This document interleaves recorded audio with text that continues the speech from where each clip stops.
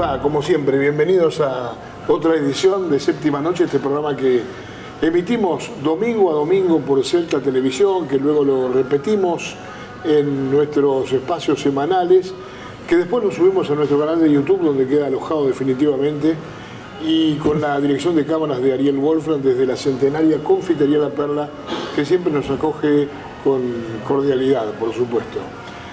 Vamos a conversar hoy con un hombre joven que tiene múltiples oficios o profesiones que son muy buenas para el desarrollo de la gente, de los niños, de la gente mayor, que es muy solidario, que es muy buena gente, él, por otra parte, y que nos va a saber contar un poco todo esto. Se llama Manuel Guzmán y nos va a contar cuáles son las habilidades que tiene tituladas, digamos, ¿no? ¿Cómo estás, Manuel? ¿Qué tal, Héctor? Muchas gracias por invitarme. Por favor. La verdad que estoy muy contento, muy agradecido. Es un gusto para mí estar conversando con vos. También. Así que nada, muy contento de estar acá. Yo, a ver, empecemos. Sí, psicomotricista. Psicomotricista. Sí. En síntesis, en 10 palabras. Valeria, ¿cómo estás? ¿Qué tal? ¿Cómo Muy bien, va? vos, muy bien. En 10 palabras, ¿qué es el psicomotricista? Bien. El psicomotricista es la persona que estudia sí, es una profesión, es una disciplina científica, académica, terapéutica de la psicoterapia, digamos, que pone el foco en el encuentro entre el organismo y lo que uno percibe de sí mismo en términos orgánicos y lo que nos pasa con eso, digamos. Sí. A eso nosotros lo denominamos cuerpo. Entonces el cuerpo es esta experiencia que tiene uno, consciente e inconsciente, de su propio organismo, digamos.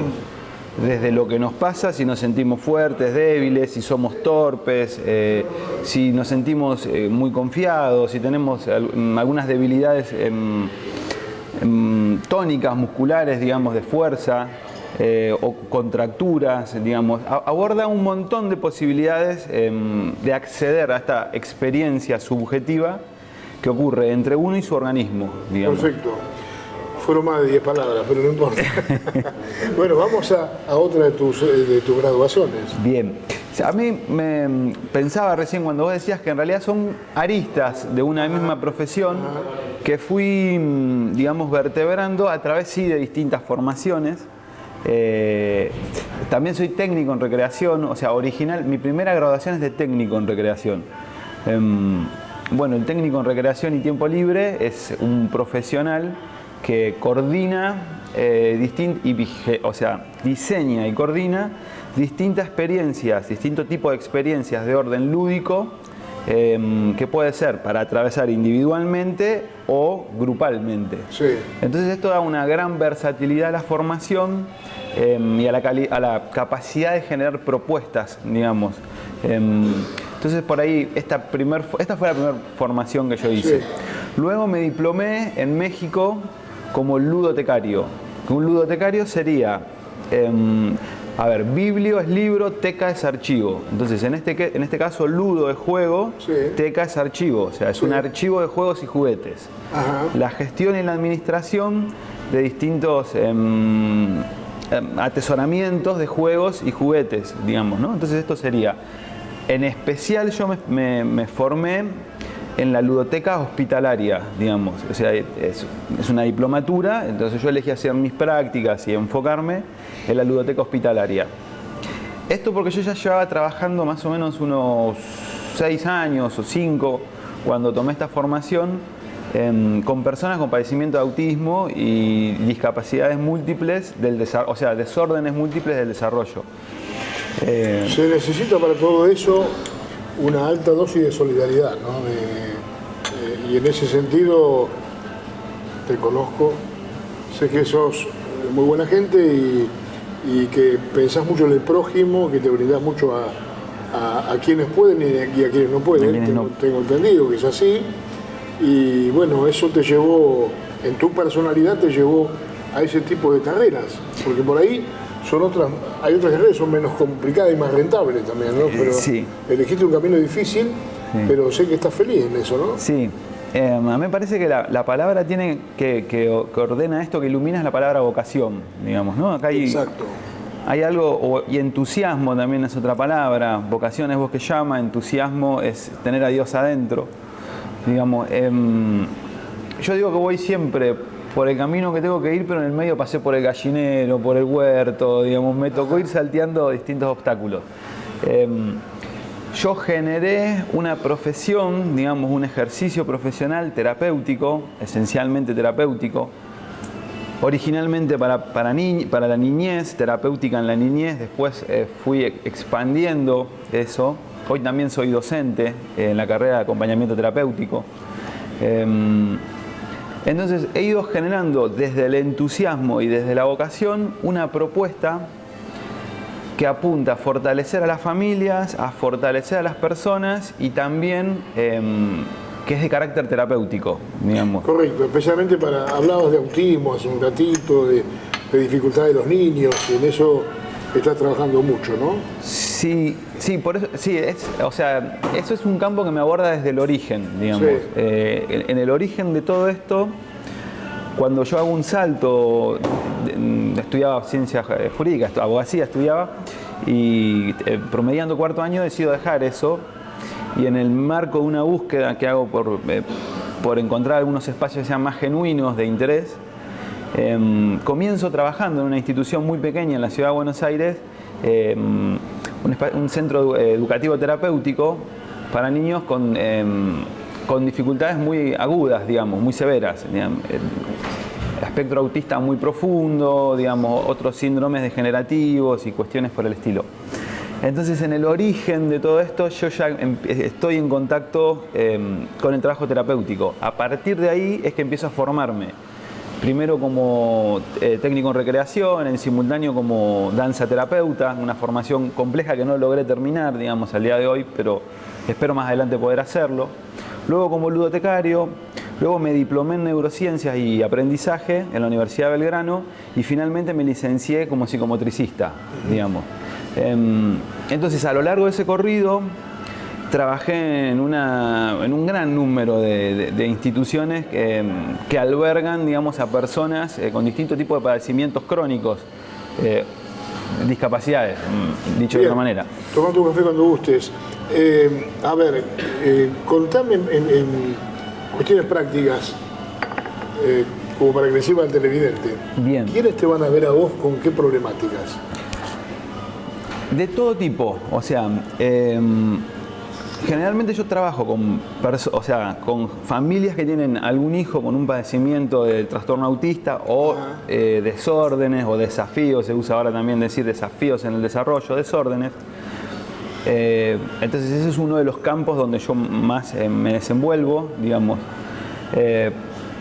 También he desarrollado algunas charlas, seminarios, cursos para acompañar a las familias en la comprensión del desarrollo infantil. Perfecto. Entonces, esos son espacios para apuntalar a la familia, digamos, surgen de mi interés cristiano de aportar a la sociedad elementos que le permitan a la familia empoderarse. En un momento en el que la educación, la cultura y las políticas públicas están atravesadas por una agenda generada en organismos internacionales, exofronteras, digamos, afuera de las fronteras, en ese contexto, como criterio, como diagnóstico, considero que hay un debilitamiento de la familia. Entonces estas son propuestas que buscan, digamos, devolverle a la familia valor, elementos para poder compartir y para poder acompañar a los hijos. Entonces, de ahí surge Touré, que es un emprendimiento, si se quiere, cultural, inteligencia lúdica, se llama Touré Inteligencia Lúdica, para padres y abuelos cancheros, donde lo que hacemos es analizar el desarrollo infantil y la neurociencia, y a través de algunas planillas, cuestionarios y grillas que he ido desarrollando, o sea, también tomando aportes de autores anteriores, ir desarrollando instrumentos para que la familia pueda entender el perfil lúdico y en términos de inteligencia múltiple de cada uno de los miembros. Ajá. Todos tenemos inteligencias que son centrales, o sea, cosas que nos quedan como muy fácil, así como vos la comunicación, digamos, se te dan esta capacidad de querer indagar, esta aptitud intelectual que además, gracias a la comunicación, hace que otros se nutran de eso. Sí. Otras personas tienen interés por ejemplo, por la música o por la estética o por la relación con el medio ambiente o la capacidad de la empatía. Es más notable en unas personas que en otras. Entonces, hay perfiles, digamos, cada persona tiene inteligencias que naturalmente traen muy potenciadas, otras que están ahí en segundo orden y otras cosas que definitivamente no están en su orden de interés.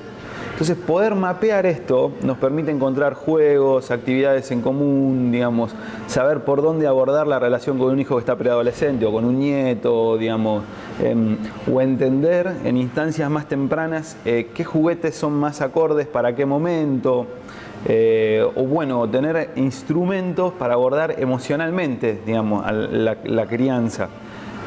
Todo esto está nucleado dentro del paquete, digamos, que se llama Tourette, digamos. Perfecto. Vamos a una palabra básica, el autismo. ¿Qué es el autismo? Bueno, es a veces difícil definir estas cuestiones porque son términos que están en puja, digamos. De golpe la Escuela de Psiquiatría Americana va a plantear un concepto que posteriormente puede, con las revisiones y las posteriores ediciones de sus manuales, ir ajustando. Las escuelas europeas van a tener otra definición de lo que es el autismo. Entonces, a mí me parece que es más interesante entender que el desarrollo de los niños tiene distintas áreas, digamos, tienen que ver con la comunicación, con la capacidad de expresarse, la gestión de los objetos, la relación con el medio ambiente, la capacidad de simbolizar. Entonces, este desarrollo que se va desplegando en instancias, de golpe, por motivos que todavía no están claros, no están elucidados, se puede ver obturada. Obturada la capacidad de comunicación, obturada la capacidad de percibir el registro sensorio del cuerpo, o privilegiados algunos caminos como la sensibilidad en la yema de los dedos y obturados otras posibilidades, como puede ser la dificultad para oír muchos sonidos. No es un campo fácil de abordar dónde están las causas, la etiología de este cuadro, sí. Digamos. Ni siquiera es fácil determinar qué parámetros indican, digamos. Entonces, por eso, más que hablar del espectro autista, a mí, por lo menos personalmente, me resulta mejor hablar de dificultades o desórdenes en el desarrollo, digamos. Entonces, eso nos permite, a mí me permite abordar terapéuticamente a una persona, poder interpretar dónde está dificultado, dónde encuentra campos que ha podido desarrollar bien, armar planes de trabajo, generar objetivos. Esto también a mí me permite interactuar con otros profesionales en el campo de la interdisciplina. Sí. Entonces, personalmente prefiero más hablar de desórdenes o dificultades en el desarrollo que del autismo en sí, digamos, que esencialmente se lo ha definido desde su fenomenología muchas veces. Dificultades para prestar atención, dificultades para conectar visualmente, desórdenes sensitivos o sensorios o interoceptivos, digamos. Son términos que hacen más al manual. Bueno, que últimamente se ve que hay padres dicen mi hijo es autista, sí. Tratan de ayudarlo, de apoyarlo, pero por ahí la presencia de un profesional hace que la familia en sí esté más integrada de acuerdo a los consejos que vos le podés dar, para ver cómo manejarse con ese chico, ¿no? Claro, sí. Hay, digamos, algunos aspectos de la terapéutica que tienen que ver con poder facilitarle al entorno de la persona afectada elementos para abordar ese desconcierto que genera, digamos, porque entre muchas de las cosas que produce, digamos, a una familia estos trastornos, estas dificultades, obviamente es tristeza, dolor, inquietudes, Sí. digamos. Hay familias que van a buscar sobreadaptarse a esto, tratando de oficiar de terapeutas, informarse muchísimo. Hay distintos modos de ser familiar frente a esta dificultad. En sí, entre otras muchas cosas, lo que pasa es que la persona, o sea, el entorno se ve frente a un enigma, digamos, una persona que resulta enigmática, digamos. Claro. Y sumado a esto, si la familia, o sea, si los padres no corresponden al campo de la salud en su profesión, no tienen por qué haber tenido que ponerse a pensar en estas cosas antes. Entonces, el enigma es muy grande. Parte del trabajo tiene que ver con poder favorecer a los padres, a los hermanos, a disminuir esta cuestión enigmática, digamos, Sí. a través de la interpretación, de lo que la persona quiere transmitir con sus gestos, con sus cosas, a través de mirar las dinámicas familiares, a través de escuchar a los padres para saber qué es lo que está pasando, cómo están viviendo lo que les está pasando a sus hijos. Eso en cuanto, digamos, a cómo la mirada de un terapeuta puede y debe, para hacer bien su trabajo, favorecer esta dinámica familiar. Correcto, es decir, tenés un diagnóstico Sí. y la cura tiene que ser generalizada, es decir, trabajar todos para mejorar la situación familiar y sobre todo de la persona que tiene ese inconveniente, ¿no? Claro, digamos que hay varias formas de abordar, digamos, es como ensamblar un reloj. Digamos, hay que poder mirar la cuestión en macro, la familia, las relaciones, lo que enmarca, lo que sostiene, y también tener algunos espacios para poder favorecer cuestiones más del orden de la persona que está siendo afectada. Ahí es donde cobran valor los espacios de consultorio, digamos, donde uno, por ejemplo, el fonoaudiólogo puede trabajar con la persona con canciones o con, bueno, no es mi campo, pero lo que quiero decir, hay lugares que son pequeños claustros, que es el consultorio, donde un profesional trabaja con un paciente de determinadas habilidades. Después hay otra forma de terapéutica que se ensambla, no es contradictoria, pero que por ahí es más difícil de entender, que es el trabajo fuera del consultorio.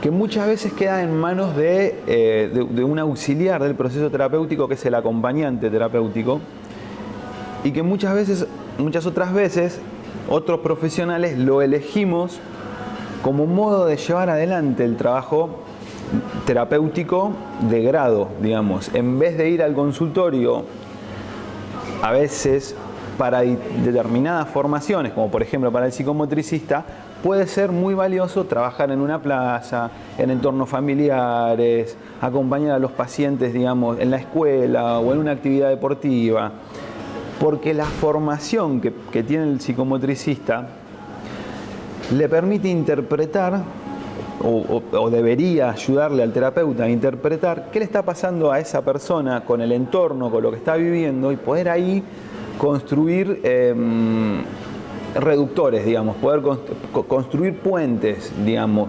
favorecer dinámicas, favorecer la integración.